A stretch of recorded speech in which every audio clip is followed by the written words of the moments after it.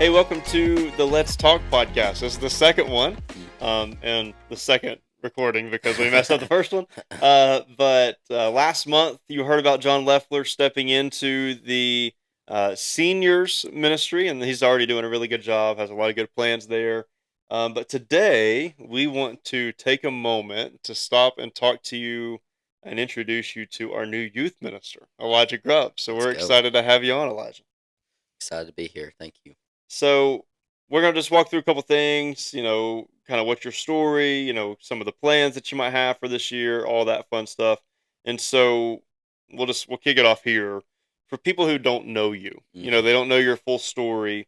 Can you walk us through how you got to where you are today? Yeah, I'll take you all the way back to my childhood days. I grew up in a church, Avoca Christian Church, Yep. Bristol, Tennessee, Yep. where my mom worked on staff there as the administrative assistant. She was Avoca's Teresa Yep. for I would say close to 10 years probably, and then my papaw was the youth minister down there for close to 30 years. Yep. So had strong family ties to the church, and I was there Sunday through Saturday every single day because actually my daycare for my school was a part of the Yep. church. So I was there all the time. I was always around the church, behind the scenes during the day. Just grew up in the church. I can remember so many times when I would be sitting on my papaw's lap while he'd be doing his work for Yep. the youth ministry and stuff. So I just grew up around it. But as I was growing up, got to middle school and high school, got into some trouble. You know, drifted a little bit from the faith. Didn't live it out. It's probably best I should. Right. Um, but it's cool. My freshman year of high school, Evan Wolf was the lead pastor here at the time, and it was Easter Sunday. He gave a sermon, and my brother decided to get baptized, and he looked at me and he said, "Are you ready to do this too?" And turns out I was. Yeah. So Easter Sunday, my freshman year here, I was baptized, but still had some issues growing up in high school. Didn't live it out to my full potential. Right. For sure. And then after I graduated from high school, um, that summer going into my freshman year of college is when I decided not to get resaved, Yeah. but it was like turning up the intensity of the salvation I experienced my freshman year. It's Yeah. really diving into the Christian faith and actually following Jesus. You Right. know, um, so that was great. I had my papaw rebaptize me just to rededicate my life to Christ Yeah. in the South Holston Lake there. And through that, you caught wind that I was interested in, the church and the ministry. And Yep. I'm sure we'll talk about it a little bit Yeah. more through the podcast, but that's my story. That's how I started. Yeah, so why don't we dive into that a little bit Yeah. because it seemed like it was around that same time, hey, I want to do ministry as well. I had, as you said, heard about that and was like, well, we're always looking for guys to intern or people to come in and learn ministry so that we can help train, the next group of leaders, the next group of pastors. And so, um, when did you really feel like God was calling you into this? And like, what did that look like?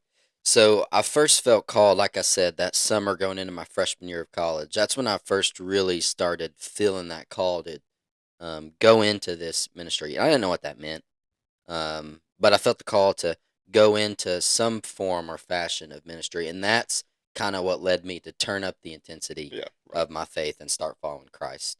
And then through that, there was a couple months after the rededication where I just went to school and nothing changed. right, Um, I didn't know what was to come, and I went to Northeast State Community College, which is not a seminary or right, anything, so didn't know what was going to come in my future. But Matt, obviously, you reached out to me before the internship, and we just met on a 2-week basis. yep, Every other week we met and we sat down. I asked questions. We talked about the church, whatever. And that was a great time. And through that, the internship position became available. You asked me to be an intern, and of course, said yes. And then, really, that's kind of when it started here for me. yep, Through the first internship came a second one, and then a third one, yep, which was all one big one, yep, and then eventually a part-time staff position became available, and I decided to step into that. So yeah, yeah. It's it's really good when the internship gets extended a Yeah, little bit, you know. yeah, And we've had really good interns since I was here, for but sure. other Except than except one. except yeah, that guy named Isaac Yeah, that Isaac Grubbs. Yeah, my might be your brother. brother. My But he was great. He was great too. He was one For of my sure. first ones, but nobody out of the interns that I've had, has said, what, I want to go into full time ministry. They're all doing ministry in some form or fashion, in the church and some kind of group or team or whatever. But they wanted to go into marketplace work, Mm, and that's fine too. But you were one that said, okay, I want to continue ministry, in the church, and so we're like, well, let's just keep extending and extending and extending, and then the position came open, and so you were with mm, us for almost a year and a half, hmm really from beginning of internship to being on staff as a ministry assistant for a while. And then you felt, a call to go somewhere else, last summer. And so, you've been here before, now you're back. What did that season away from Poplar Ridge look like for you? Yeah, good question. That kind of came out of the blue there, because of course, when I was part time here, and you were eventually going to move into what you are now, which is Right. the associate pastor, we knew this transition was going to happen at some point, Yep. just naturally, But kind of out of the blue, the lead pastor down there, Eric Nidifer, and I got in contact with each other. We met on a random day, and through that, he just presented to me, "Hey, we need a youth leader, and I think you're the guy," which he didn't know me, and I Yeah. was like, "Okay." Um, so out of the blue, just felt the call to go back, I guess, to Avoca Christian Church, where my family grew up at, and yeah, I mean, it was a fun time. It's now Journey Church. It Yep. went from Avoca Christian Church to Journey Yep. Church. It was a great place down there. Great experience. The people down there were great. Great lead pastor, great staff. It was a really fun time. A lot of reality checks Yeah. and a lot of lessons to be learned, which I'm sure we'll dive into more. But yeah, it was a great time. It was a really good experience. Number one, to be doing what I was called to do, but also to be away Yeah. and experience something different than what I was raised in for the major part of my life. Right. So So you mentioned some reality checks, and I mean, that was a great place, but it's just different. You yeah, step in, you're the guy now. mm. You're not just the assistant. You've got to face the decisions and the criticism and all that stuff that comes with ministry and really just any position. But so what were some of those things that you were growing Yeah. in that season? Well, you said the guy making the decision. So one of them was I didn't have a Matt Mangrum, Yeah. that I was the assistant to, and Matt always had my back. And then snap a finger and Matt's gone. It's just me. Yeah. So that was one of them. Really, not depending on my own strength, obviously, because we Right. all depend on Christ's strength, but learning how to make it my own, and learning how to just be the guy, be the Right. leader. Yeah. And I guess sometimes you get thrown into the fire before you're expected to be the leader, but it was good, So I think a new level of humility Yeah. Yeah. um, has come into my life, realizing, hey, you can't do this on your own. Yeah. Your strategies and strength and skills, that's not is what's going to carry you through to success in ministry. It's Jesus. It's Yeah. it's the strength we rely on through Him, and allowing that to overflow into our ministry. Um, you also mentioned here's some criticism. Yeah. Uh, heard some of those because as a new guy, I made all kinds of mistakes Yeah. all the time. Right. Which just learning by error, but heard some criticism, and it's learning how to handle those, Right. which, Eric and I down there, we talked about a lot. How do you handle the criticism in ministry? Yeah. We always use a fun little illustration analogy, and we call it spear throwing. Yep. It comes from the story of Saul and David, where Saul chucks a spear at David because David's about to take his kingship. Yeah. And it wasn't a personal thing, but Saul kind of took it to that personal level, and it was avoid the spears, don't get hit, Yep. and then don't pick it up and throw it back. So which David did perfectly, which is the example we followed. So just a lot of things that I had to learn, and I think it was a good season of preparation for me. Yeah. I'm a basketball guy. One of my favorite coaches to read or learn about is John Wooden, Yep. UCLA coach. He has a quote where he says, "Failing to prepare is preparing to fail." And I think God knows that for our lives Yep. because He'll always send us through a season of preparation to bring us to where we're supposed to be all along. And sometimes, it may be a longer route than you anticipated. Yep. Um, but I think that's okay because God knows what's best for us and exactly what we need. So. Yeah. So how do you feel like that season prepared you for coming back? Sure. Like I said, I mean, it was a longer road than I thought I was going to go Yeah. on to get to here, which I felt God was calling me to way back, Yeah. even when I first started. Because we all had discussions about that. We Yep. felt Yeah. God was calling us as a whole to do this. Yep.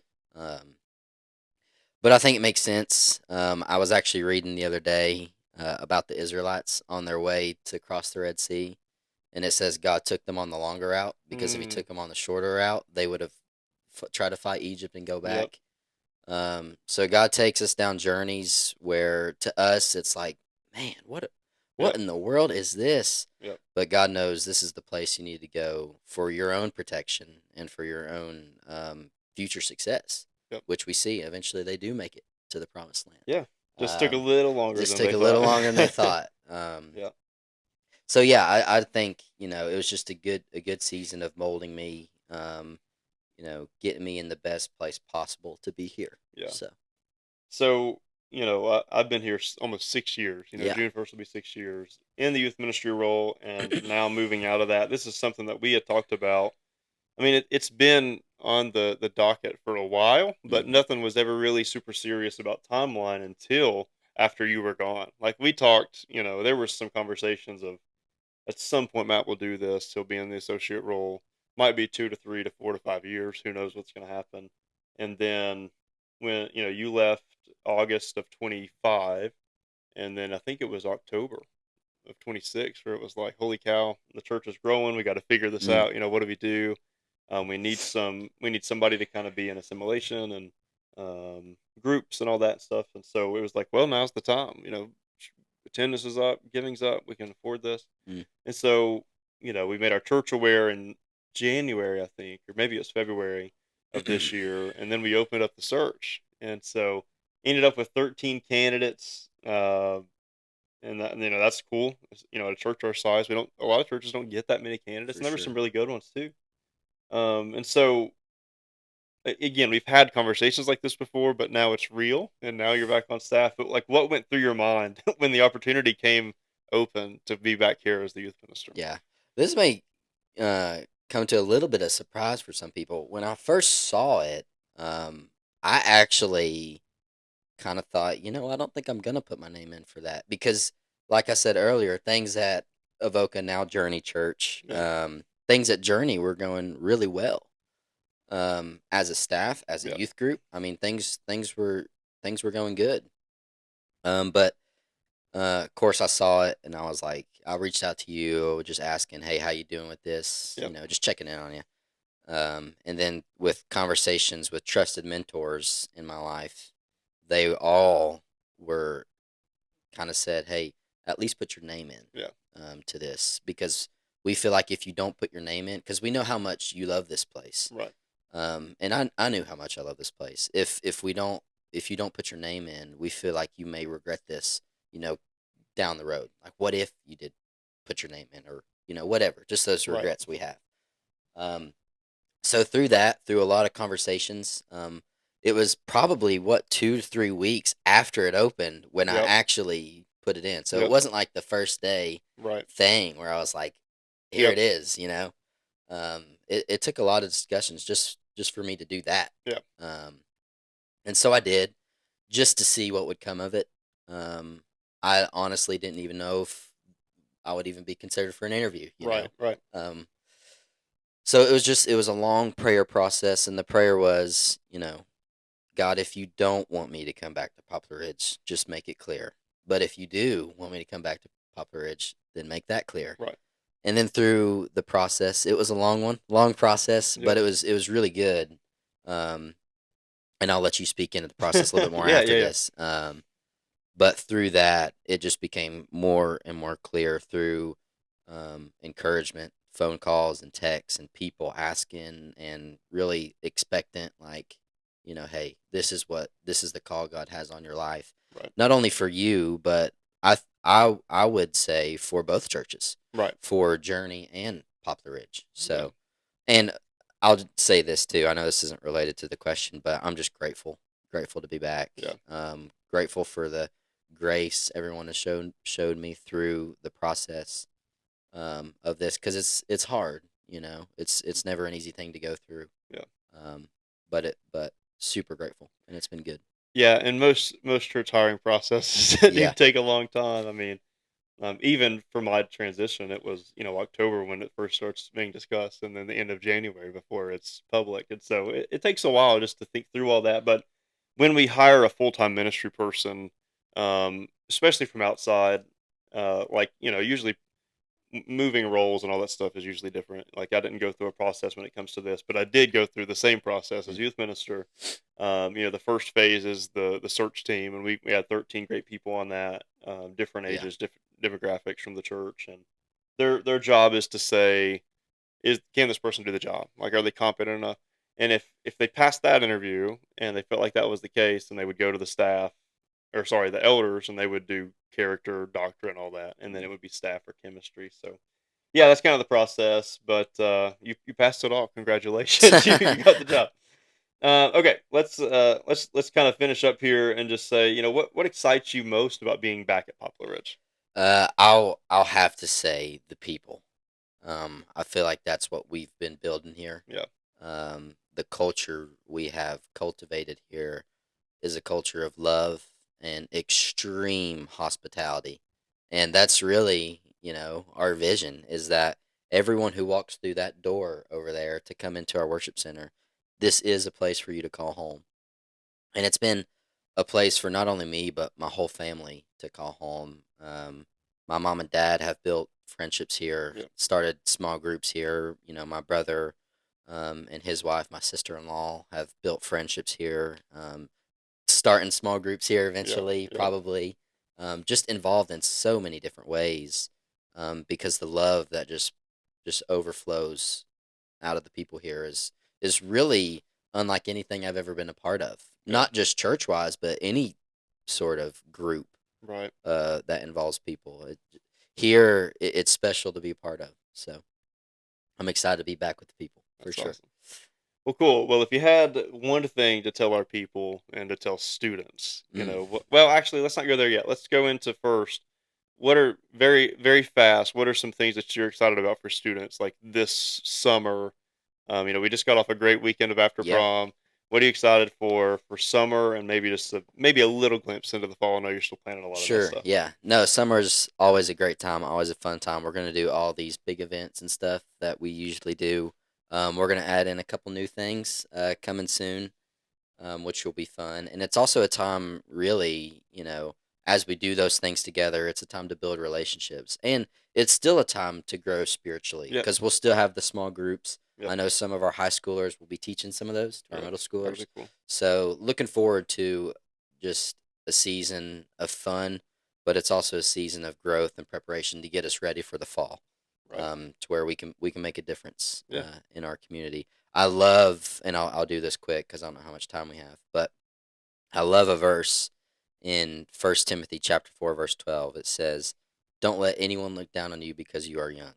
And that's the first thing I want to say to our students is, you may feel like you're young and don't have a place in the church, but kind of your Yep. message that you have, and what I echo all the time, is you're part of the church now, Yeah. and God has a purpose for your life to carry out, and we'd love to help you discover that. And then the second half of that verse is, set an example for the believers in speech and love and faith and Yep. behavior and in purity. So as we do this together, let's figure out what God is calling us to, and let's be the example for our community. Yep. I Let's love get that. after it. Love So, it. Okay, so final thing, what would you want to say to our people here at mm, Poplar Ridge? I'll just echo the mission statement.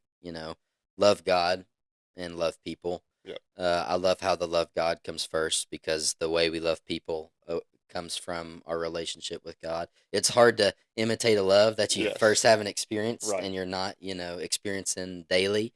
So as we, deepen in our personal lives with Christ and we really love God and find ways to do that personally, let's do it as a corporation, as a congregation, and let's love people well, which I know we do. Yeah. But let's keep doing it. So I love that. Well, next time you're going to be interviewing me, which is going to be fun. Yes. Talking about the associate role. But thank you all for listening. Thanks for being a part of the Let's Talk podcast. We'll see you next month. Let's go.